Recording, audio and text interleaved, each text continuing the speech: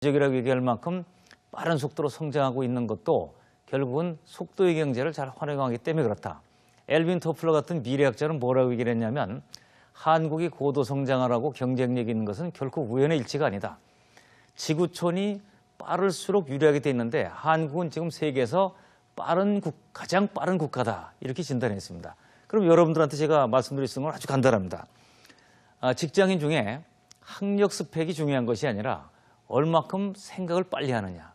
새로운 걸 배우고 써먹고 또 배우고 써먹고 물론 버리고 그러니까 이 지식인의 정의가 뭐냐면 학력이 높은 사람, 지식의 양이 많은 사람이 아니라 화살표를 배우는 사람, 빠른 학습자, 빨리 배우고 활용하고 또 배우고 활용하고 근데 뭐 워낙 빨리 배우니까 평생 학습을 해야죠. 그래서 여러분들이 생각의 속도가 중요하다.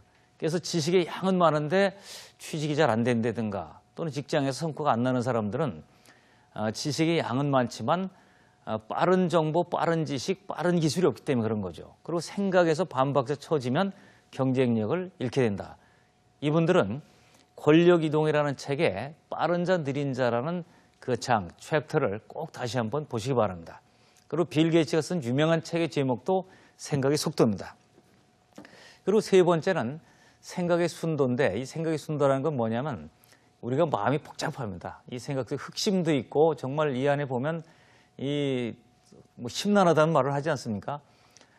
마음속에 이 생각이 얼마큼 순수한가, 사실은 사실대로 인정하는가, 또 윤리적인가, 공익적인가 이래야 남들이 지지를 해주는 거죠.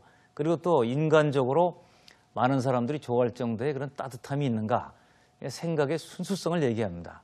그런데 권모술수 방식으로 한다든가 하면 금방 신뢰가 다 깨지게 되는 거죠.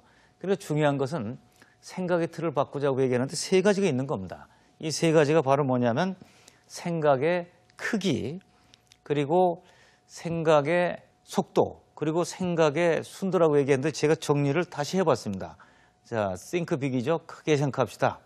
더 빠르게 생각합시다. 그리고 요새 저는 공정사회라는 얘기가 나오니까 아예 공직자들에게는 그런 얘기도 하고 있습니다. 더 공정하게 생각합시다. 공정하게라는 것은 과연 이것이 옳은 거냐, 그런 것이냐, 많은 사람들이 공감을 할 수 있는 건가 아닌가 이런 개념으로 생각의 틀을 바꾸자. 여러분들 생각을 바꾸면 운명이 바뀌는 겁니다.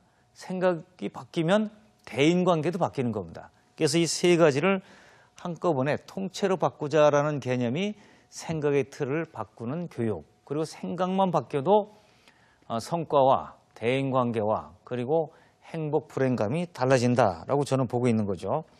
그럼 여러분들에게 이 생각이 얼마나 중요한가 하는 것을 한두 가지 예를 들어서 여러분들의 공감대를 좀 넓혀보겠습니다. 자, 제가 어디 가서 강의를 할 때 이런 얘기를 했습니다. 일찍 일어나는 새가 벌레를 잡는다라는 얘기를 제가 했어요.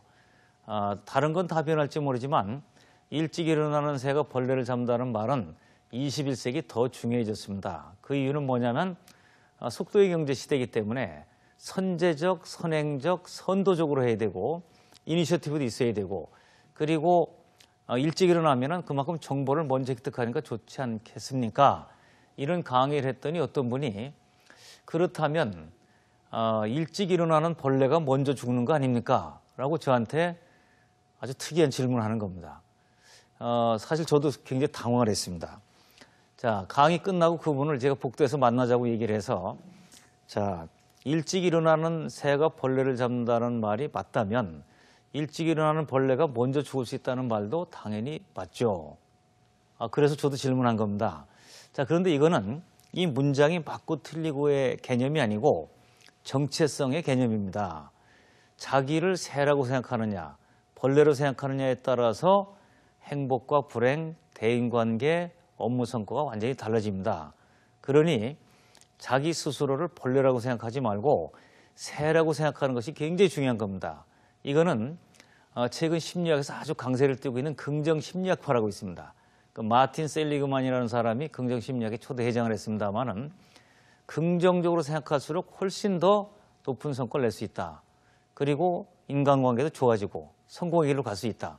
그래서 제가 마틴 셀리그만 같은 긍정심리학자들의 이론과 사례를 한번 읽어보시면 어떻겠습니까 하고 권유를 한 적이 있습니다. 자기를 긍정적인 존재로 생각하느냐, 부정적인 존재로 생각하느냐. 이 생각의 차이에 따라서 완전히 달라지죠. 직장인 중에 성공하는 사람 보면 자기 자신을 긍정적인 정체성을 갖고 있는 사람, 이 사람들이 당연히 성공할 수밖에 없죠. 물론 조금 더 나아가면 우리 회사는 좋은 회사야, 우리 회사는 잘 될 거야, 이렇게 생각하면 확실히 더 큰 성과를 낼 수 있죠. 우리나라에서도 유명한 모 그룹의 회장님이 있는데 그분이 쓰신 책이 긍정이 걸작을 만든다. 그분은 뭐냐면 긍정의 힘이 있으면 다 뚫고 나갈 수 있다라고 얘기하는, 특히 언제 기업이 어려울 때일수록 CEO는 누구를 원하느냐면 그럴 때 긍정적 사고를 가진 사람을 원한다는 거죠. 자, 또 한 가지 예를 들면 생각이 얼마나 중요한가. 지금까지는 우리가 윈윈이라는 말을 많이 했습니다. 윈윈이라는 것은 상생을 얘기하는 거죠. 나에게 좋고 상대방에게 좋으면 된다. 그런데 저는 이것도 우리가 생각의 크기를 확장해야 된다고 보고 있는 거죠. 자, 옛날에는 나도 좋고 당신만 좋고 또 give and take 이렇게 얘기를 했죠. 지금 그렇게 좁게 생각해서는 버틸 수가 없습니다.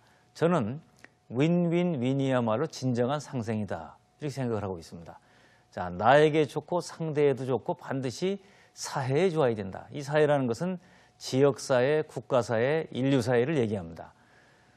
근데 윈윈은 이게 짝퉁 상생이 될 수밖에 없는 이유가 있는데, 예를 들면 극단적인 예를 들면 도덕